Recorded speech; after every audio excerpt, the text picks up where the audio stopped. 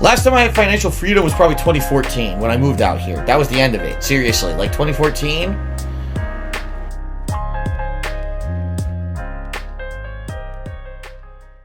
I have one final thing to say about Review Tech. I'm going to finish this right here because I really, at this point, like when I did the React last month with the Kino guys and I had the last chip, I'll be honest, I thought either that was going to be the last time I was going to talk to the guy or it could go differently and he could come on my show and we could actually hash it out. The reason I held on to this chip, folks, okay? The reason I held on to this chip is because I wanted to see that when that man was publicly exposed and felted to the internet, would he actually like fess up to his shortcomings and change and become a better person because of this? Or would he continue to spiral downward? It has now been a month and a half since this, and Rich has continued to spiral downward worse and worse. He's not getting any better. When he sees a glimmer of hope, I'm going to do a sober stream, and the stream's actually better. Then all of a sudden, boom, he's high again on the next stream. This man, sadly, needs an intervention. He does. He needs a big brother. He needs a father. He needs a relative. He needs someone to jump into his life to help him because it's obvious he has no self-control whatsoever. And he's not going to get better because I have no fucking self-control unless he has an intervention. And in truth, the real reason that I still have this chip is because what I really wanted to do, now I'm going to spoil, guys. You ready? Because he's not going to be on my show ever, right? He's not. He's never going to be. He just admitted it. He's never coming on. I was going to have him on my show and I was going to talk out some topics and it was going to be a little bit heated. By the end of the show, all right, I was going to tell him that I forgive him for all the things that he's done to me over the years, that I want to be the better man and I want to move forward positively with my life, and he should too. And we could agree to be respectful to each other moving forward. And I was going to tell him that if that's the case, I was going to take this chip and I was going to give it to him. Okay? It's not true. No one believes you. You're an idiot and it doesn't work. Okay? And that way he could say he has it and that he can make a better life and he can turn it around for the better. Sure. What the fuck? Because I don't want this. You understand? I don't want this chip. I want him. I want to feel like this guy can be a better guy and that he can change for the better. But he's shown no way to do that at all. Like I've tried so hard. I stopped talking about him for a month and a half. I tried to have him on the show. I just wanted to have a nice moment with the man. I'm gay. And I can't. He won't let me. Totally gay. You understand? He just won't let me do it.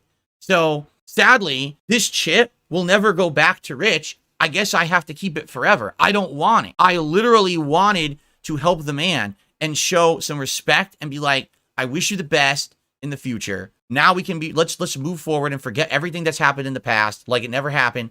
And let's just, you know, whether it means that we forget about each other and we don't mention each other ever again or whatever. But sadly, as you can see, he can't do that. This guy is in an endless downward spiral. He can't change for the better. He can't improve. Okay. So since this is the last time that I'm going to talk about Rich, all right, I'm just going to say a few things. I'm going to vent a little bit. All right, Rich, I'm going to tell you something right now. All right. The only reason that I allowed you to crap on me for the last decade is because I had an insane hate mob of people on my back. All right.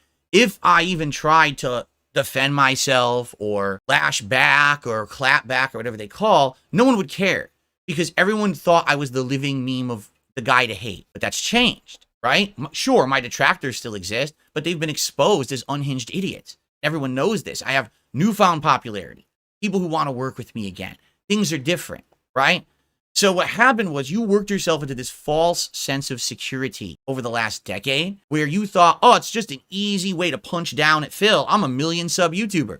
Keep punching down Phil. And you conditioned your audience to want to see that content because you knew it was an easy payday. On a day when you had nothing to offer the internet, it was crap on Phil day. Turn on a detractor video, just sit there and laugh and make fun and make money, right? That's what you did for a decade. And you might say, well, it was easy to do. It was only easy because I allowed you to do it. Do you understand me? At any moment, I could have just actually intelligently responded to you and you would have fallen a fuck apart because nothing you've ever said or did has substance. Literally all the content you make, your news, your reaction, drama, all this shit, it's all fluff. Rich, if all of your content was deleted from the internet today, no one would miss you or care. It's that simple. No one would miss you or care. I have a 16-year catalog of playthroughs, reviews, and content that if it disappeared from the internet, people would be genuinely upset. They'd be like, where is Phil's content? Where did he go? This sucks. Even if they don't like the new stuff, the classic stuff, right? If you were erased from YouTube, people would be like, oh, anyway, moving on. One would care because you don't make any meaningful content and you never did. Do you understand me? The vile things you said and did about me and my family and shit, that's a good one. I don't have a family. He's actually said this repeatedly over and over. I don't have a family. Okay, Rich, I need to explain something to you. Just because you chose to use your dick to reproduce doesn't make you better than me. The fact that I've had multiple relationships in my life that I'm happily married and I chose not to reproduce was an intelligent decision that I made. It's called self-control. You understand? I made the decision to not reproduce. You don't have a one-up on me because you have children, right? You don't. In fact, that's some of the shit people make fun of you for the way that you've handled your family business. And that's your own fault for putting it on the internet. Do you understand? You're not a bigger man than me because you have kids. You're fucking insane if you believe that, right? I have a family. I'm married. I have a pet. I have parents. I have other relatives. I have a family unit established, and it's just as important and meaningful to me as yours is to you. And the fact that you think that you dangle that over the internet and be like, oh, I have a family and he doesn't. You're insane. You're absolutely fucking insane. You're a weak little man. You understand? Okay, I take that back. You're weak, but you're not little. You're definitely not little. Holy shit. But you're a person who is so insecure, and everyone knows it, right? That you tried to make that a way to make money. As I said, the moment that you put the clown makeup on, it never washes off, right? When I stream, I strive to put out positive content for my audience. Something that's entertaining and fun, sometimes informative, sometimes it's creative. Depends, because I make so many kinds of content. You don't even do that. Every time you turn on your stream, you're turning on the clown show. You're turning on the living embarrassment to the internet. Every day that you stream, it's the same. Do you understand? I had my most embarrassing moment in 2016 when I accidentally left this camera on during something very, very embarrassing and stupid, right? But it was an accident. Wow! You're the guy! Yeah, I'm the guy. The guy who's more of a man than you'll ever fucking be. Jesus Christ, your voice. You literally intentionally turn your camera on every day and you're high and you're vaping and you're spouting off nonsense and you're, and then you got your shirt off and you're sucking on cucumbers and you're kissing cocks. Dude, I had one embarrassing moment in 2016 I'll never live down. Literally every time you turn on your camera, it's the most embarrassing moment you've ever had in your life, and it continues every single time you turn on the camera. You can't even, you're a 1 million subscriber YouTuber, and you can't even beat me in viewership and support anymore. I used to go nuts, and I used to be like micromanaging all my streams and all of my videos, and I used to be all about the views. And I would say, oh no, views are low. What's going on? Right? What the fuck happened? You are nothing. You are a fucking ant on the ground that I accidentally step on. Do you get it? You're no one. You're a nobody. And you're never gonna be big again because you fucked your life up so fucking bad. You're a screw up.